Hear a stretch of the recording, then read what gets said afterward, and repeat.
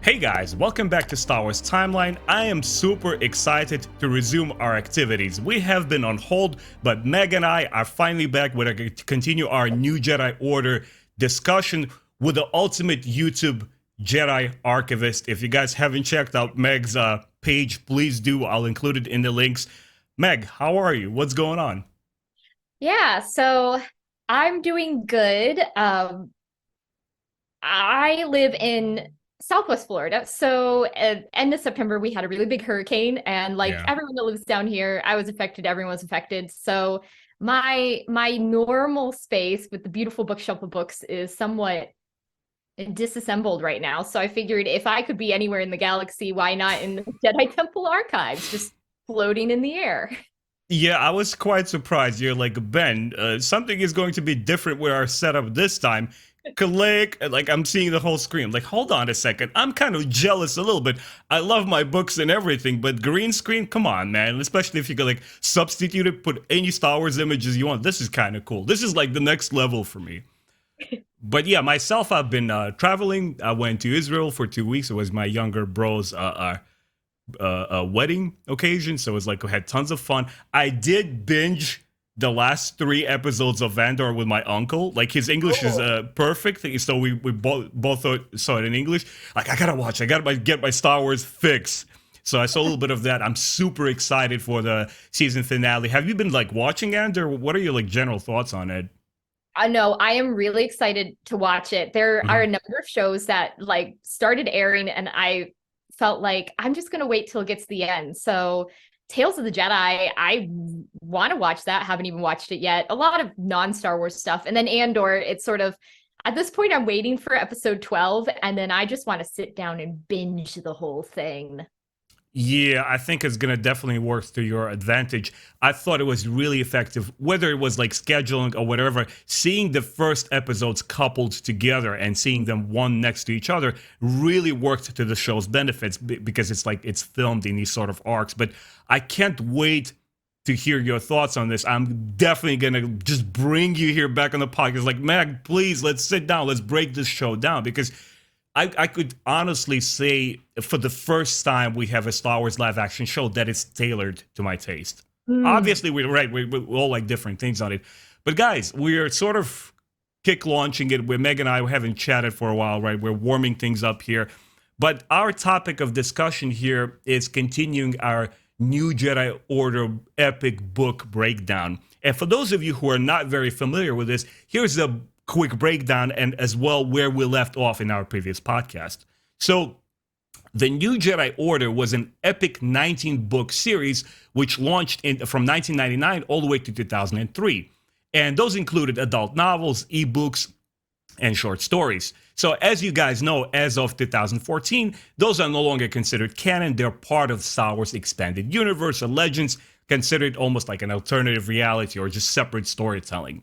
And those books portrayed the events happening from 21 to 25 years after the original trilogy. And we see Luke Skywalker in full swing, reestablishing the Jedi Order, and the galaxy is facing a new threat, these intergalactic invaders called the Yuzong Vong.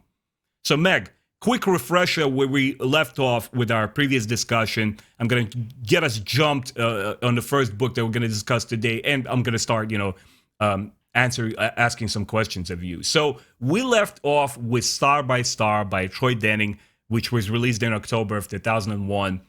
And at the end of our discussion, we learned that Coruscant falls in a very epic and dramatic scene, and we see our friends defeated and they regroup and they flee the galactic center.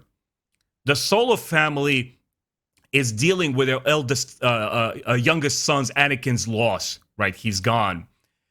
Jason is presumed missing in action or dead. They don't even know what's his fate, what's happening with their eldest son.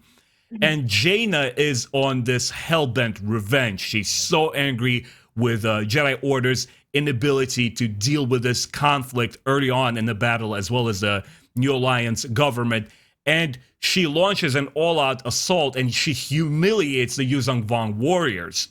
Mhm. We also learn that our young princess Stanilka's mother dies due to political assassination. Tai Chun poisons her, and she's out of the picture. And now the young princess herself, Tenel Ka, becomes the queen of Hapus Cluster. And at the same time, Han and Leia, the parents of Jaina Solo, believe that he's still alive. Leia sort of senses him through the Force. Anyway, they're not putting an end mark on their son. They still believe there's something that could be done. And now we're moving on into this duology called The Enemy Lines, Book 1. Both were written by Allston. This book was released in March of 2002. And once again, the events are happening 27 years after Battle of Yavin, after the original trilogy. And I sort of wanted to do both books, Megs, but I realized, going through this and, forming my questions, that there's just so content heavy. There's a lot of stuff happening, even though this book is like yay thick. It's not a large book, but it's filled with so much information that I thought we'll break this down. And then in our next podcast, when we'll bring up the second book, maybe we'll kind of discuss it as a duology as it was intended to be read. Mm-hmm. Okay, so let's just quickly get us started here. What is happening? The New Republic forces regroup. Wedge Antilles comes to the forefront of events. Him and his fleet, Luke and Mara Skywalker, they're now married, right? Along with Rogue Squadron. And now the new group called the Wild Knights. They're the new Force-sensitive trained squadron trained by this Barbal Jedi called Seba Sabatine, which I know exactly you and I are both quite a fans of hers, right? And I know as well a lot of Expanded Universe readers enjoy her a lot. And we also get the Star Destroyer Mon Mothma. And all together, they break through into this massive assault, and they break through Yuzong Vong enemy defenses, and they take Borleas, a world which will become quite important in this conflict. So my first question to you is, it's a very impactful scene at the start of the novel. Mm-hmm. What did it accomplish for the rest of the story, in your opinion? I think it really set up for me that Coruscant has fallen. They're on the back foot here, but they're not going to let that get them down. Like, they push through, they, stomp on the Yuuzhan Vong, they take Borleas, and they're basically like, okay, this is not a long-term solution, but we need to regroup. We need to have a place where like everyone can come and meet and figure out the next steps of the war. And I really liked the opening here. Sort of has like almost minute by minute what's happening as they take Borleas. So we have like the ground troops, and it's not until you read a little bit further that you realize most of their ground troops are Lando Calrissian's Yuuzhan Vong hunter droids, which they always make me laugh. And there's, starfighter stuff going on. There's a lot of different elements, but it really started the story off with a bang. Like, Aaron Allston doesn't just say, okay, we got to do a lot of exposition and the story will start. He just sort of drops us right into the action, and we're left going, oh, wow, this is exciting. What is happening? Exciting is definitely the word. He's one of my favorite authors when it comes to Star Wars. His style is just so distinct, and I really, really enjoy this type of intro. Like, for example, if you enjoy playing role-playing video games, the Final Fantasy games are known for throwing you in the thick of action without giving you preliminary lore or too much information. You're just thrown in there very much like the original Star Wars film. And then you start kind of like disseminating and figuring out the information. What is happening? What is this group? What's going on? And so it's very exciting in a way. But what does it tell you, Meg, about the new alliance prior to the events of the scene to this novel and now afterwards? What does it signify? I think for me, what it showed is that so much of the New Republic against the Yuuzhan Vong up to this point has been there. It feels like the New Republic's leery of taking action. Like, it's almost like they let the Yuuzhan Vong attack them and then they respond. And here we see that like Wedge has decided that's not the approach to take. That's not going to work. That's obviously losing us the war. And, we need to take the offensive to them, surprise them, be willing to try things. I think if Star by Star is the darkest that the story gets, in the first Enemy Lines book, we're really showing like, yeah, now that they're the Galactic Alliance, that the Republic has fallen, they're 100% willing to change their strategy to win this. Mm-hmm. Yeah, I felt honestly before this book, before this duology, that I was kind of personally mad at the New Republic. Not the way that it's written, but what they actually are doing in the story, because I just felt there was this, alongside our heroes like Wedge and Han and Luke, as far as the government is concerned, there was a lot of incompetence going on there, indecisiveness, and not figuring out, like, this is a mortal threat. This is not just a fringe battle that's happening on the outskirts of the galaxy. It is threat to all of us. And they're just like, oh, what do we do? Like scrambling to figure out their even simple tactics while using Vong are just punching through.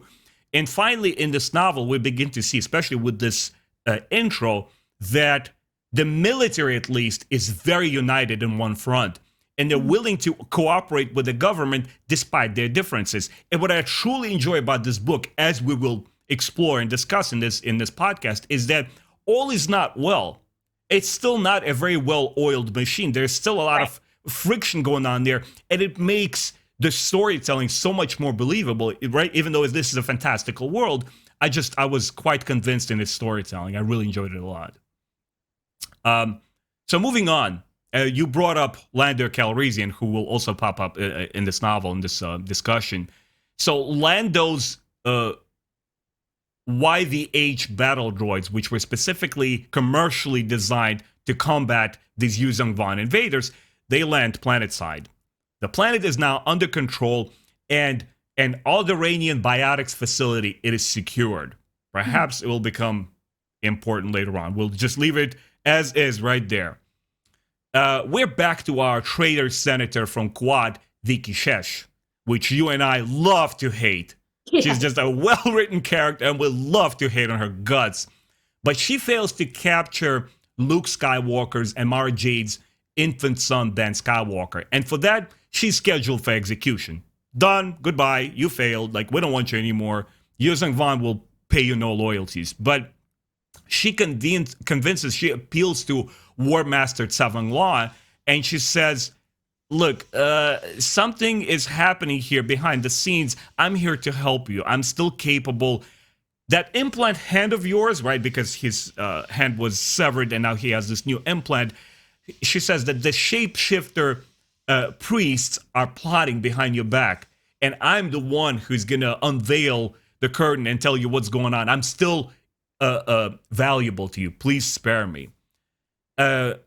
Wedge's plan, in the meantime, is complicated by the arrival of the New Republic Chief of State, the new bigwig Counselor Poe, right? Because we have our favorite Bothan commit suicide, if you will, or one desperate attempt at saving the Republic forces. He commits this act, and he's out of the picture. Now we have a new guy basically saying, I'm going to be the new Chief of State.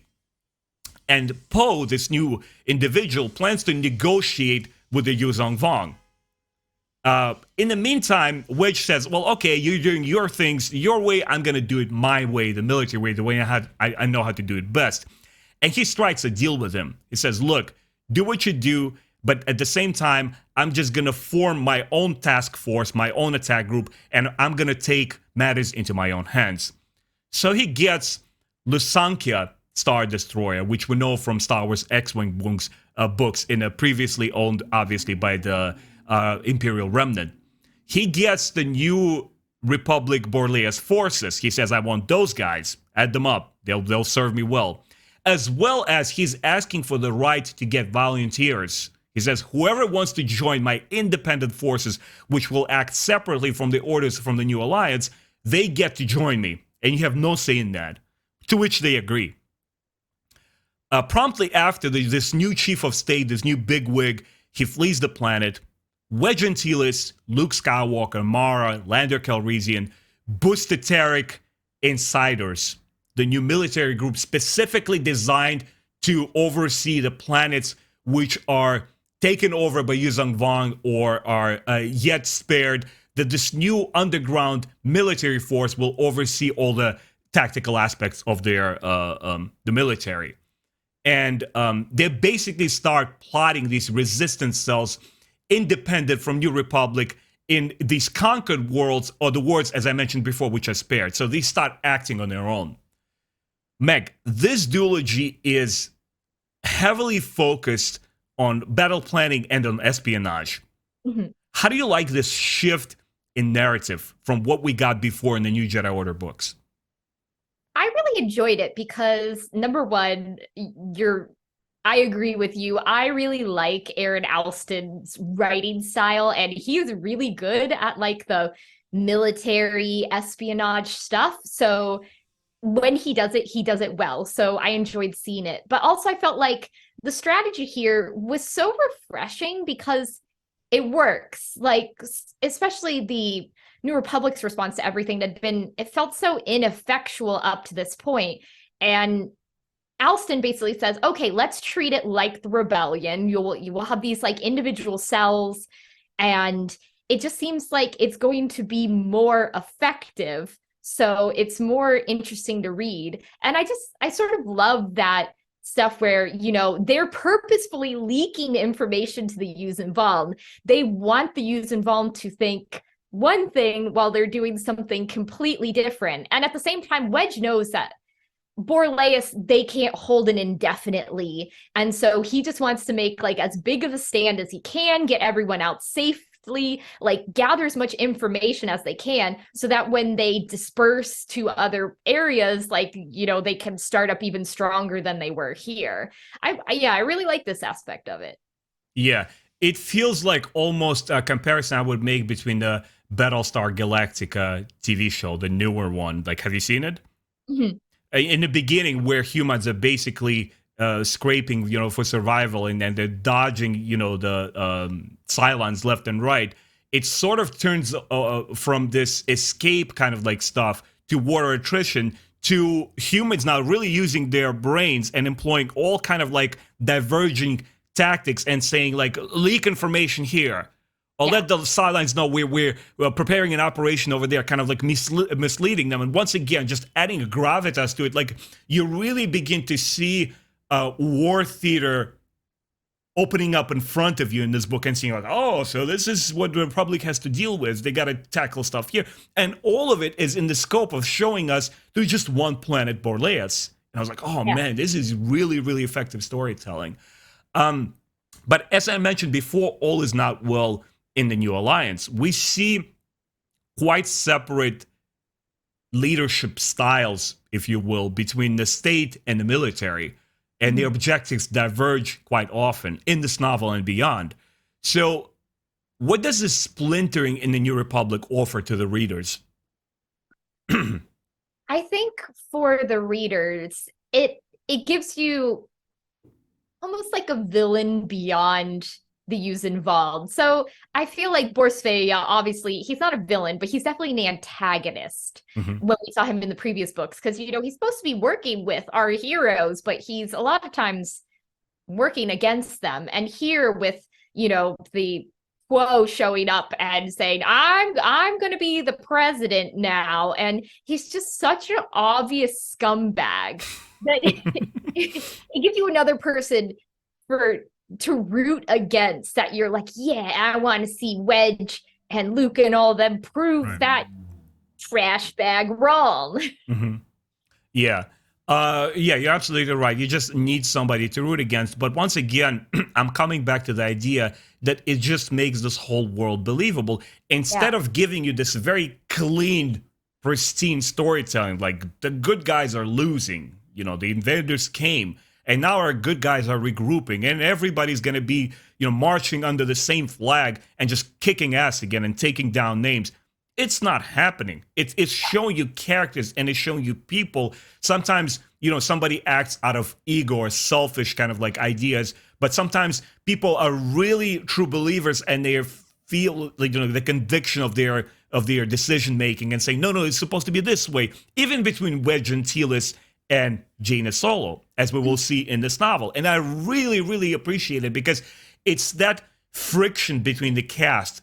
It's that exchange of ideas, and then somebody acting on impulse and going outside of the, curve and not what everybody's willing to do, or going outside of the program, so to speak. They are really revealing their personality. They're really revealing their human traits and human weaknesses, and I really, really enjoyed that. That's what I primarily enjoyed this duology for.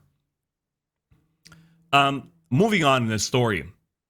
So after this very humiliating defeat by Jaina Solo in the previous book, the Yuzong Vong suffer yet another terrible loss. Samwang Lang's next war fleet under this guy I have written, Wirpuk Cha, is destroyed, and it's scrambling Wedge's plans yet again at Borleas, because Wedge actually planned to defeat this new incoming fleet in quite a different way. He intended to kind of like pull them in and slowly retreat and just chip away at their forces little by little and just defeat them that way, because he's smart, right? He's a great strategist. But what is happening here is quite the opposite. It seems like the Millennium Falcon with Han Solo and the Lusankia Star Destroyer under the New Republic, they're suddenly arrived, right? They teleport right in the middle of a combat zone, and they just start helping out. It's like, oh, these are the bad guys. Han, right? In his classical sense, he's like, just start kicking butt and, asking questions later. So in that sense, they scramble Wedge Antilles' plans. He's obviously very displeased. He's pissed with, primarily with this new Star Destroyer as a very unqualified crew.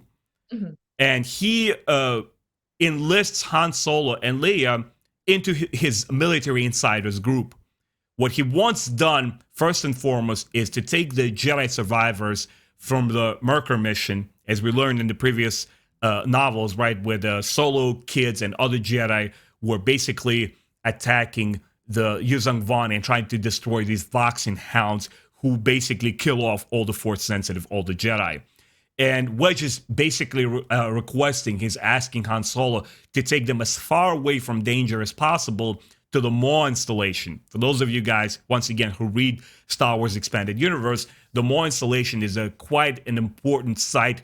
It's where the Emperor and the Empire during the Galactic Civil War has hidden a lot of their military prototypes, where, according to legends, this is where the first Death Star was conceived, right, Meg? I think it was the first or the second star. One of them was basically conceived there. Yeah. Well, yeah, exactly. I can't quite recall now. But anyway, the irritated Samwang Law, the War Master, he now requires a better commander. And he goes to his own father. He's also a renowned Yuzong Vong tactician for advice. At the same time, he orders the Shaper, Nien Yum, to examine his implant for sabotage and just to figure out where these Shapers' priests' loyalties lie, and try to figure out through her, like, hey, what's going on here? Meg, talk about Wedge's prominent commander role in this duology. How did he come out for you? Well, I guess if you follow Wedge from like the X-Wing books till now, it's sort of a story of Wedge being given increasingly more authority and responsibility, while at the same time Wedge feeling like, but I just want to fly X-Wings. And so I sort of feel like, in a way, seeing him in the Enemy Lines duology, seeing him commanding and like thinking of the battles on so many different levels, it was so satisfying to me, like seeing how much he has achieved. Like, look at how much Wedge has grown from that guy in the movies who had like 10 lines to now, like, he's a pretty good commander. But at the same time, you feel his frustration when he doesn't want to reveal his plans to everyone. And then you have people who are just sort of operating on the fly, and he'll give one order and they'll give another one, and how he's trying to rein them in, dealing with, the forces on the Lusankia who are not quite up to scratch. And then once Jaina Solo appears, dealing with someone like Jaina, who is very like her father and flies by the seat of her pants. Mm-hmm. Yeah, I feel that when you take a character, whether he's established or newly introduced in the book, and you thrust him in the thick of events outside of their own control, this is where character is revealed. Like you mentioned before, if Wedge Antilles was quite happy with his position in the military, in the X-Wing books, well, here he has no choice. Yeah. Right. These, as we said, this is mortal danger to all of them, and he has no, wiggling room. He has to go there and take on this command, and it chisels him out, and like it sharpens his wit, and it makes him a much stronger leader and a commander. But also, what makes him a compelling character to read? I think seeing him struggle, because throughout the first book, he doesn't know the status of his wife and his little girls. Like, he doesn't know if his family is dead. So he's having to command these forces, achieve these victories, knowing that they're going to have to flee from this planet anyway. But at the same time, like, he doesn't know if his family's okay, which gives him like a human quality, because you get to see not just Wedge as the commander, but like Wedge as a father, Wedge as a family man. And I just like seeing him interact with not just his friends, the people that he gets along with, like Luke and Mara and Lando and all of them, but also having to deal with the government officials that he despises, but he has to keep a good face on it. I guess just seeing like how multifaceted his character is, which again is how much he's grown over the span of these books, that he's not just a military commander. He's a friend, and he's a father, and he's worried about people, but he still has to do his job. Yeah. And what I particularly liked about him is that he's very distinct from our leads like Han and Luke, the males, right? Where Han is obviously this kind of like, he operates by touch and feel. He's like, this is what the situation demands. This is what I'm going to do on my own if I have to, solo. Yeah.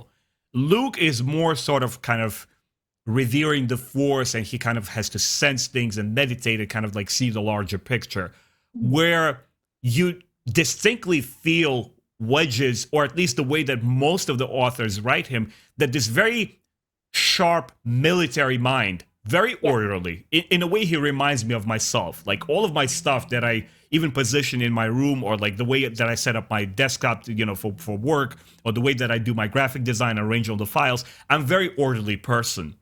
So I connect with him in a lot of ways. Like, wow, he really strikes. He's somebody that I could believe in. He's somebody that if I were asked to go and fly an X-Wing to fight this war, I would trust him more than anyone else. More than Luke, more than Han. Because again, Luke is in his own zone as well as Han. But Wedge, in a way, is the face. He's the poster child for the military. He's like, this is what needs to be done. He knows when to step out of line and not follow military command and act, because this is what the military doctrine dictates, because this is what is best for the situation, not because he's acting out of impulse like Han would. He sees things, and you always constantly see his very sharp mind. And I was like, wow, I really, really enjoyed this character. And especially in this book, when you pile more stuff on top of him, and he has to deal with all of it. Yeah. I also wanted to briefly touch on Vong La here, right? We have his relationship with his father, with his elder, which in a way is like very patriarchal kind of like society in a way with Yuzhangguan, even though it's not, discussed at large in that sense. And also a relationship between Yin Yun. Like, how did you like that? What was going on there with this character?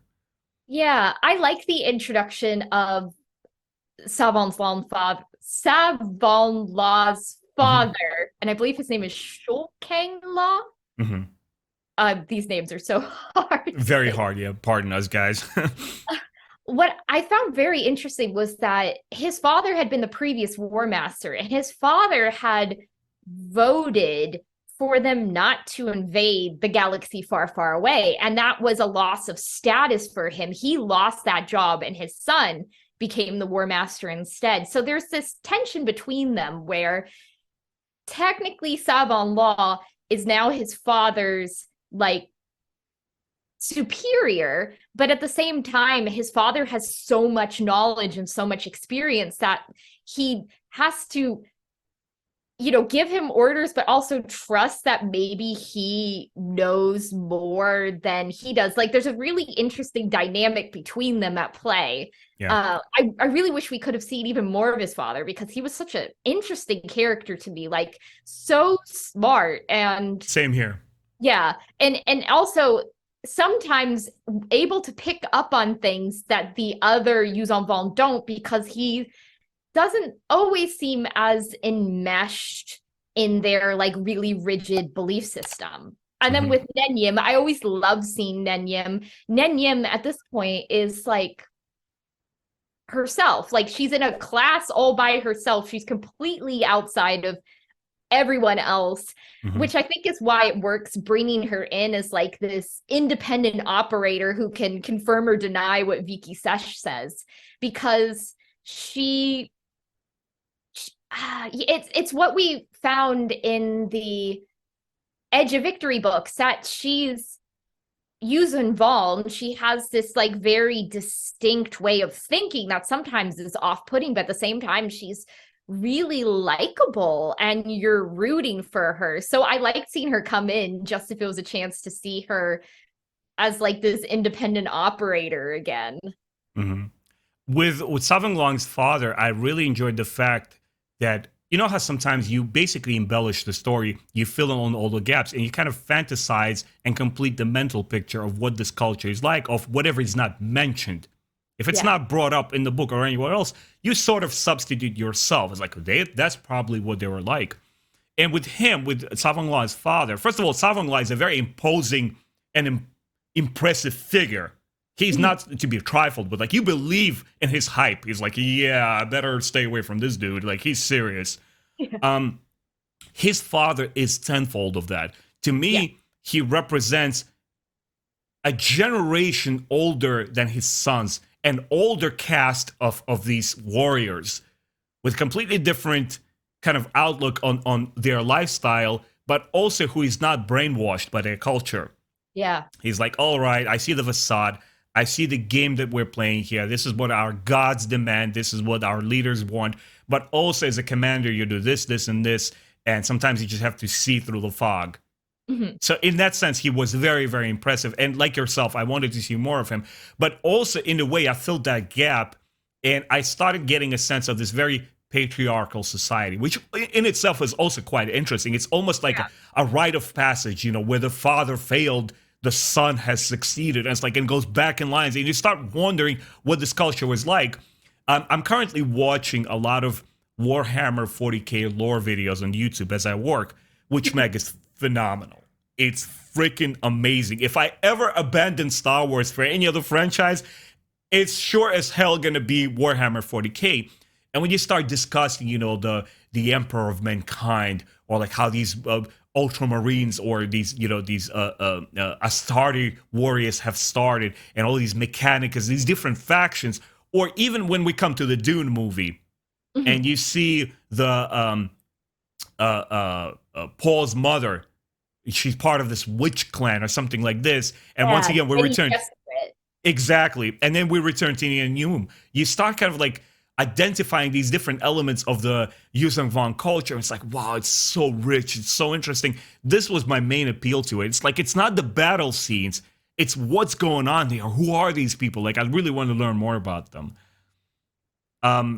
Moving on in the story, Luke has a disturbing vision. He senses the dark side enveloping Coruscant. Something is terrible, a warning, if you will. Jaina Antilles and the Wraith Squadron decide to help Luke, whatever he plans to do. Lando, in the meantime, is not standing idly by. He defeats another Vong fleet, attacking refugees, and he exploits his droids once again. He sets a trap for the Vong, they take the bite, and along with the Rogue Squadron and Alemarar forces, they manage to defeat the Yuzong Vong. Lando steps up his game in New Jedi Order. Talk about his approach to combating the Vong. How is it like different in any way from the rest of the heroes? Yeah, with Lando, I guess as a businessman, he's always thinking like, how can I get a profit from this? Which is part of what I love about Lando. In the original trilogy, it's like you've got these very archetypal characters of, the young knight and a princess and a rogue. And then we've got Lando, who's like a businessman who, A pirate. from there, Yeah. he can do the smuggling stuff, but he also knows like logistics and these are zoning policies. So it makes sense to me that if anyone, Lando would come up with the idea of like, let's take everything that the Vong hate about our technology and direct it right at them. So, he's got his Yuuzhan Vong hunter droids, and they can yell things and Yuuzhan Vong that are like insulting to the Yuuzhan Vongs, and they're just like pretty much indestructible. I loved everything that Lando has become in the later New Jedi Order books, because it's just like, if anyone were to make a profit off of this, of course it's Lando. And he's like, there were people that were making a profit off of it, but Right. like they're bad people. Like Lando does it and he's still 100% a hero. Mm-hmm. I always relish to read anything with Lando in the books because, as I mentioned before, guys, to me, as a kid watching Star Wars, it was always 4 hero, not 3. And Billy D. Williams is just such a huge part of it. So every time I read Lando and I get the chance to kind of like envision Billy D. Williams' performance in a new context, it's just so pleasurable, so interesting to read. But at the same time, it's just how they take his character, and he doesn't just stick to his guns as this, I am the pirate, I'm just going to do the pirate thing. They're always pitting him against new opponents. They're always giving him new, even moral dilemmas to tackle. And he always manages to come out on top. From the way they portray him in Star Wars Rebels show, briefly, that he shows up, to the New Jedi Order, he's still very distinct Lando Calrissian. He's cunning. He has a very open mind about tactics, but his thinking process is not limited by military command. He doesn't think like a soldier, and that's what makes him, in one way, like easy to underestimate by the Vong, and at the same time very, very dangerous. Because if you like don't adhere to any military tactics, you completely just spitball a new idea and just throw it out there like, what the hell? And it proves to be effective, right? In this particular book and later on, whatever Lando has conjured up, it's almost like interesting. Like he bumps shoulders with Luke or Han later on in the book. Says like, by the way, I have this new project, or you know what? I have this new idea. And it's like, I'm listening. Like, what do you have to say? It's Lando thinking new strategies. Let's go. Like they trust him. It's just such a lovable personality. So Jaina, Kibderon, and Jagged Fel arrive from to Borleas from Hapis Cluster. And Luke offers her command of his twin son's squadron. He says, look, this psycho warfare against the Yuuzhan Vong proved to be effective. You are going to be posing as our Yun Harla amongst the Yuuzhan Vong. She's the trickster goddess. You really know how to pester and annoy them. Let's go, Jaina. Take this position. But she wants to desperately join Luke. And she says, no, I got to go with you. I got to go to Coruscant. Look what they did to Jason. Look what they did to my youngest brother, Anakin. I want vengeance. Mm-hmm. But another Jedi, Tahiri Vela, who was a former captive of, right? She was mentally brainwashed by Yuuzhan Vong. No one knows them closer. Nobody has been an insider like she was. And she warns Jaina against it. And she actually is effective in talking Jaina out of it. She's like, no, I will go in your stead, and you got to stay with the boys here and just sort your personal mess out. You just look what's best for us in the future, and just stop acting for yourself, and stop being selfish. Yeah. She explains to her the Yuuzhan Vong's desire for this twin sacrifice. That's what they're counting on. If they take hold of Jaina and they get to sacrifice her next to her brother Jason, this is going to be a major spiritual victory for Yuuzhan Vong. We just can't afford it. Yeah. And, if she goes, she will basically play right into their hands. So Jaina stays behind, but she keeps emotionally very distant from everyone else and isolated. because the Vong took everything from her. They killed Anakin Skywalker. By at this point in time, it is confirmed they laid his body to rest. Anakin is no more. They killed Chewie Yeah. indirectly. The moon falling on her over him. A very dramatic scene, but they killed him in a sense. And she has this very fatalistic outlook. She almost feels like she's gonna perish in battle because who is she? She's not special. She's just another fighter in this war, and she's so pained by all of these events that she doesn't even want to be mourned by her family members, which again, it's quite a very difficult emotional state for her to be in. Meg, I hear from a lot of expanded universe fans that they take up issues with Jaina's portrayal, and I want to kind of figure out why. Talk about Jaina's character up to this point. Like, what are your likes and dislikes with this character? Yeah, I think Jaina, it's so hard to pick a favorite Solo kid because, Mhm. in a way, they're almost all my favorites for different reasons. But I always really like Jaina because Jaina has always been like the most like Han to me, that she throws herself into the action. She doesn't have a plan when she starts. She just sort of wings it and she goes by intuition.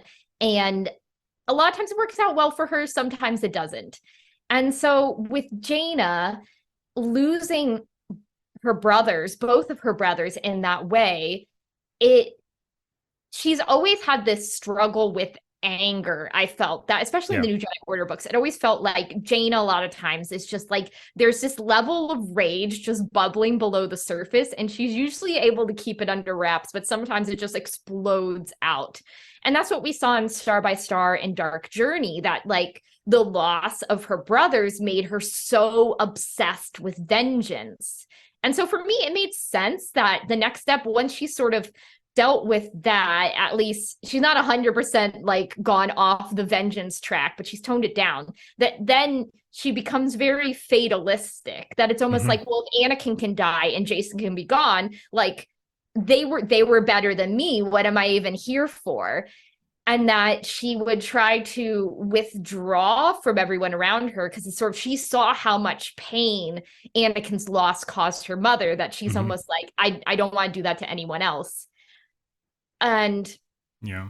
she's just, and I think it's easy to forget like how young she is, that like at this point in time she's what, 18, 19 years They're all old. kids, basically. They're They're kids. children. Yeah. And she's still dealing with this like a, another anger towards her mother. Just out of all the Solo kids, it feels like Jaina felt the most abandoned by her mother, just by the fact that they were basically raised by Winter. They didn't get to see their mom a lot, and so she's always been, it seems like she goes through this period of being very aggressive towards Leia, that anytime Leia does something that seems like, I'm doing something at the expense of my children, like Jaina takes personal offense at that. Yeah, she So wants to put like extra responsibility on her mother, even when it's unwarranted. It's like, you're responsible, you're the older female in the house. It's almost like a friction between two generations of women, right? yeah. Even though Jaina is not mom herself, she still has that instinct, and she sort of sees her mother's action from her more ignorant perspective because obviously she's less experienced. She's a teenager, but she's like, Yeah. you should have been there, you should have been there for us, and you should have done all of that. Yeah. So I guess with Jaina, I think I can see why people are frustrated with her, because she goes through all these emotions, big emotions. She seems a lot of times like maybe the most emotional Solo, but she's got all this stuff to work through. And here, I felt like there were just like two really good scenes with her. The first was where she sees Mara crying about having to send her baby off to safety. And it Hmm. makes her realize, like, hey, maybe I should talk to my mom. Maybe, like, I need to connect with my mom right That now. was a great scene. Like, Oh, yeah. it's so good. And then two, like almost losing Jag and disobeying orders to save him. And then Jag himself saying, why did you do that? You disobeyed orders. You shouldn't have done that. And her just breaking down and admitting Mm-hmm. like she doesn't want to lose anyone else. Mm-hmm. I think, there's such like, ooh, there's such emotional scenes, but they're like so important for her to be able to move on from her grief. Yeah. I felt that there's a lot of content packed into one character. On one hand, you have this teenage angst that all teens go through and they can relate to. And even though I believe I was like either in my late 20s or early 30s when I got into Jedi Order, you still remember your teenage years and how much, angst you had. And you can relate to her on that ground. But, she shows strength of character and she weathers the storm inside of her. And the ways that she deals with all of these inner turmoil, she has to gradually work out her problems, often on her own. In a way, she's loner. Oftentimes, she's surrounded by many people, but either she's oblivious to their attention, or sometimes she deliberately pushes them away. It's like, no, I must do it my way. I have to figure this out. And I believe, first of all, I like all the content that has to do with her. If there's something to dislike, it's not the way that the authors handled her. It's not the way that they wrote her. But was it specifically happening with the character in the story? And you might take an issue with that as an outsider who's not participating in these events and say, like, Jaina, what the hell, dude?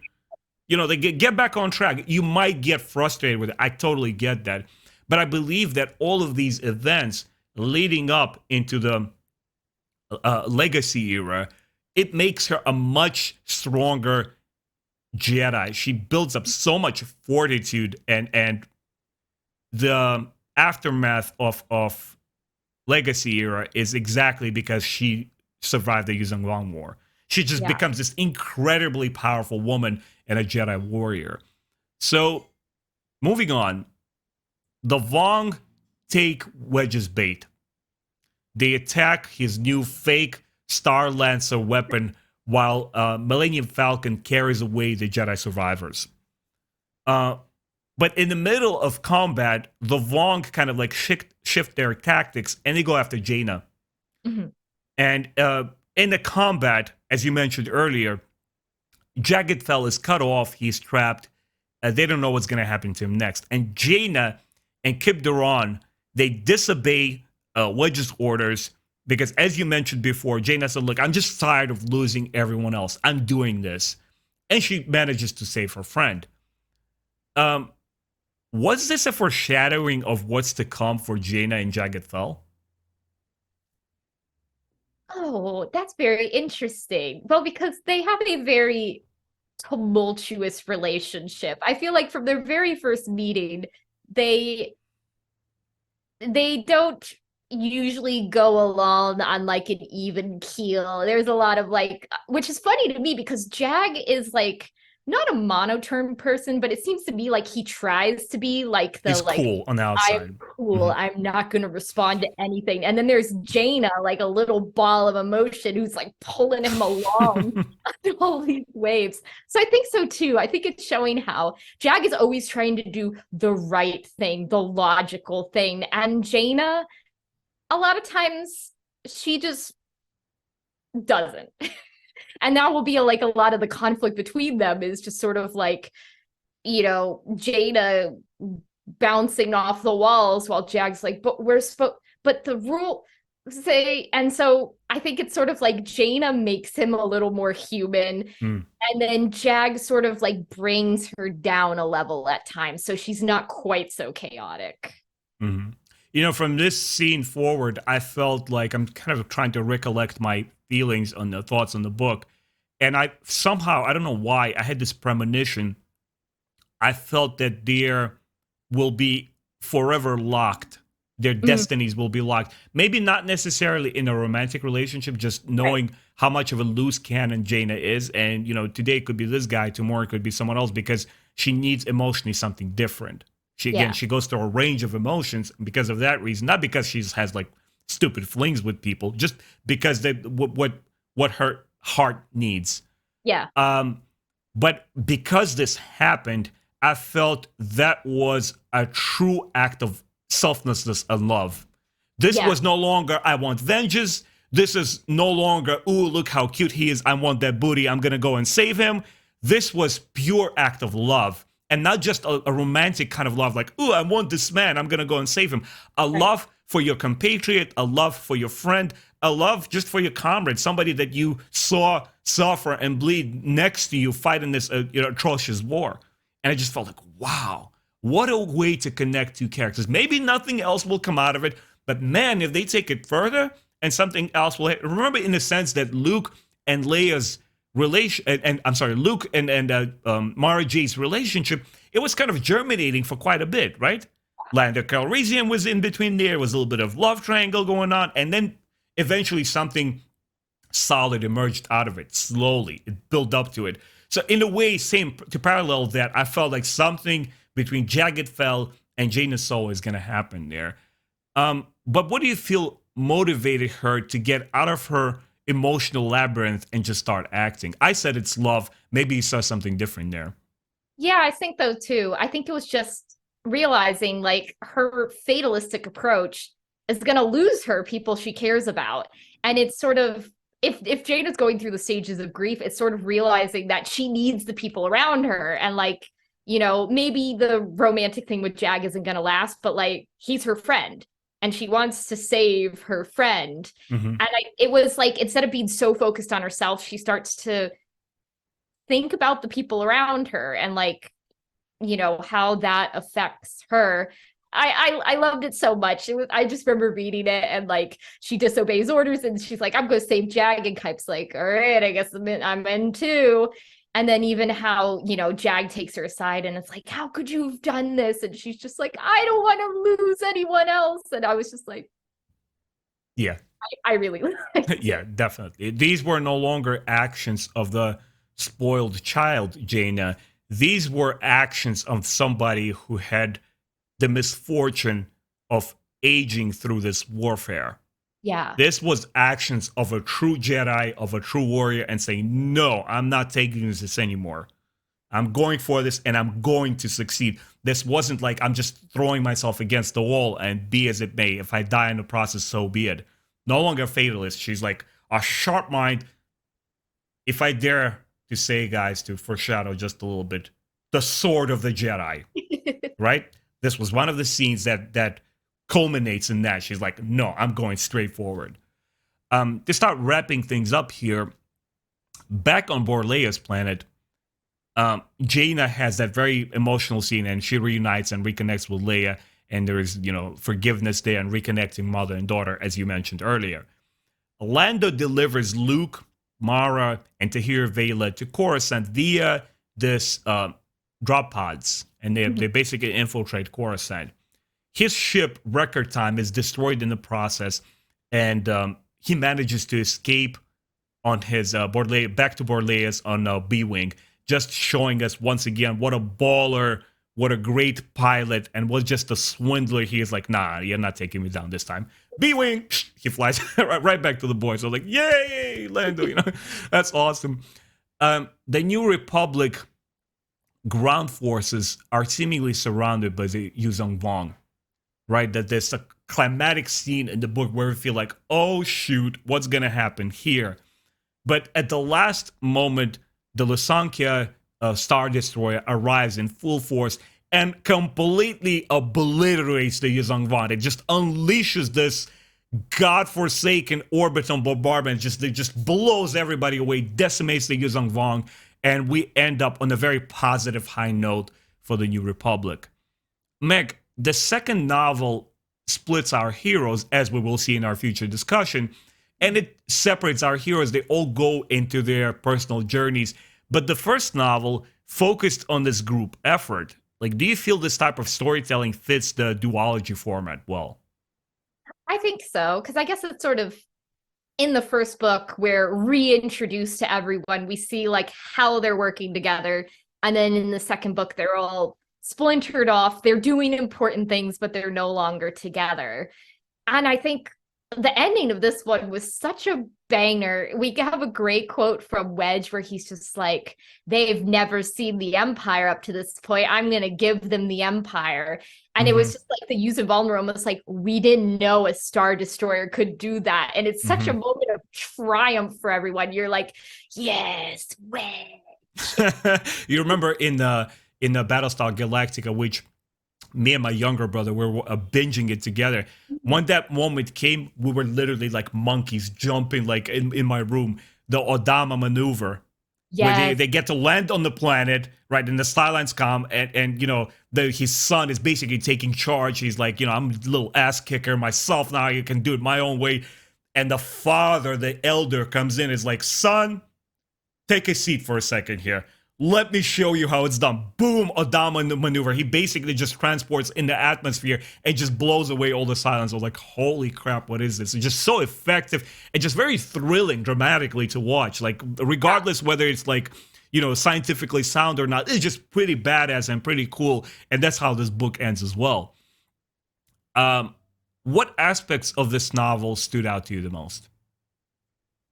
I think for me, it was how it combined both being like this military espionage novel with being like such a strong character driven novel that like not just Jaina, but we see so many people like develop and grow here. And I think too, after all the drama that was Star by Star and then even Dark Journey about Jaina's, vengeance track, it was refreshing to read something that was, it's still war, it's still people dying, but it just felt lighter, maybe because our heroes are like finally winning even more so than Wedge would like. Yeah, it's if you and I we mentioned before that the book or two before there was like a point that felt very pivotal in the war, and we start feeling that our heroes are now saying no, no, no, no, no, we're not going to take any more losses. We're Yeah. united now. We're going to just move forward now. But and here in this book, we're just like, oh, so you're looking for our secret weapons. You're looking for our tactics. You want to see the New Republic heart in battle. Boom, they just drop it on the table on using Vong. And using Vong, okay, all right, they kind of like reel back a little bit and they see loss after loss mounting. You're like, okay, maybe we have, underestimated our foe just a little bit. Yeah. And once again, you just can't help but root there. And at the same time, you feel like, oh man, for fans who are reading it in real time as the novels were coming out, what a cliffhanger to end on. It's like, oh man, what's gonna happen next? You just can't wait to see more. And I really, really enjoy when you separate your heroes and they go on their own little tasks or side missions or whatever you want to call them. And Mhm. you have people struggling with personal things, and then when you bring them all together for a climatic crescendo in the story, it's really, really effective. Because I argue that whether you're telling a story interactively through a video game or you're doing it traditionally like a novel or a book or whatever, or a movie, the reason that a lot of stuff just plainly sucks today is that there is no build up. You don't believe in anything, right? The movie starts and things are exploding. People are screaming. It's like, why should I care? What's going on there? In this novel, you have this kind of very, very strong voice from the author. Allston did an amazing job of it. If I ever get to uh, read more of his stuff, because I honestly, a lot of these authors, Meg, I don't know them outside of Star Wars. I don't know about you, but like I read Star Wars and I know all these names and I know that they're sci-fi authors which have reputed kind of like careers, but I only know his work through this. If I ever get to like venture out of Star Wars and read his other books, that would be pretty awesome. Would you compare now, not this particular duology or this book, but would you compare the New Jedi Order, its tone or storytelling style, to any sci-fi show or movie that you love? Well, I think your comparison to Battlestar Galactica is really apt because there's like, you know, our heroes facing overwhelming odds and like it gets pretty bad for them, but they're able to pull through. And I do think that sometimes trying to think. There is like some the use of Vong do give me like Star Trek vibes sometimes. I feel like Star Trek is a much more optimistic world than Star Wars. It just seems like the government there works so much more effectively than it ever does in Star Wars. But just the way like facing off against these cultures that are like so developed does remind me a lot of Star Trek in that they have these like alien species that you maybe only see for a few episodes, but like they are so fleshed out. Mm-hmm. I would argue probably from at least from the limited knowledge that I have that Star Trek's Klingons and Yuzong Vong are probably some of the most fleshed out alien species we have in fiction. Yeah. It's rare when you have a 19-book effort, like in case of Star Wars, which just tackles one storyline. It's basically one story with multiple chapters, which took place over multiple years. And I think it's a real gift to Star Wars fans just to be able to go in and try to experience. I'm still trying to force my boy Will to jump into it. He's like, no, I have a kid, but I want to read the EU books leading up to it. I'm like, dude, just grab the books. It's okay if you missed a lot. It's all right. It has a great starting point and great finale, but it felt so wholesome, especially with the Yuzong Vong, the way they did them. But I would compare it. We mentioned Battlestar Galactica. In a way, I would compare it to Stargate SG-1. Because in Stargate SG-1, when you start seeing these godlike beings, right, and you see this factional kind of like warfare, it's human versus this one group that they find out. And later on in Stargate Atlantis, where there are others that you discover in that universe, it almost feels like that's where, if Yuzong Vong kind of like came out of a Stargate and were one of the alien species there, I would not be surprised at all. I was like, oh. There was one race, I keep forgetting who they are, but they culled people around them. They kind of like took them and they exploited their bodies, something like that, something crazy. I was like, okay, that's kind of sort of like that. But you have yet to see Andor, you mentioned, right? Yeah. I'm not going to, obviously no spoilers, but after you watch Andor, I want you to sort of kind of like keep the thoughts of the new Jedi Order in the back of your mind. And I'm curious to see if you're also going to connect the dots the way that I did and draw parallels and say, a little bit of new Jedi Order here and there going on. But Meg, any closing thoughts on this book, on this duology in general? Guys, for next time, we will definitely discuss book 2, so you will not be left out. But any last parting thoughts? No, I guess just with the Enemy Lines duology, it was just such a delight for me to read. I had like quibbles about parts of it, but overall, like it's just such a fun journey, which it seems weird saying that about like, this is a book about unending war, but like it's enjoyable to read because you get to see our heroes succeeding so well, and just the stratagems that are used are so clever, even the ones that you don't find out until they implement them. You're like, wow, that was a good move. Yeah, myself as well. I just enjoy the fact that you have this sort of storytelling that props lesser known or lesser used characters and give them these prominent roles, like we discussed in the case of Wedge Antilles, who is like Boba Fett. He's a nobody in the movies. Fans and writers made him what he is, right? It's that exchange between authors saying, let's throw, Wedge Antilles into this book. Let's use him over there. Let's see where the character could go next. And fans responding to it is what made the character. But are we hearing anything in the background? I hear a siren. Yeah, that's New York saying hello to us. I'm not going to pause. We're at the end of the podcast. But I just wanted to say, Meg, God damn it, we got to pause. This is what we have to deal with when we cut, guys. If you ever see interruption in our podcasting and like Meg shifts a little bit, I do a little crazy jerky move, it's because of I live in New York, in Upper Manhattan. Thankfully, we don't get storms, Meg, like you guys do, but we get to deal with this. Yeah. the ambient noise. The ambiance adding to our podcasting. But anyway, I just wanted to say, first of all, it's great to be back on track. I sort of kind of slowed down with my YouTube channel.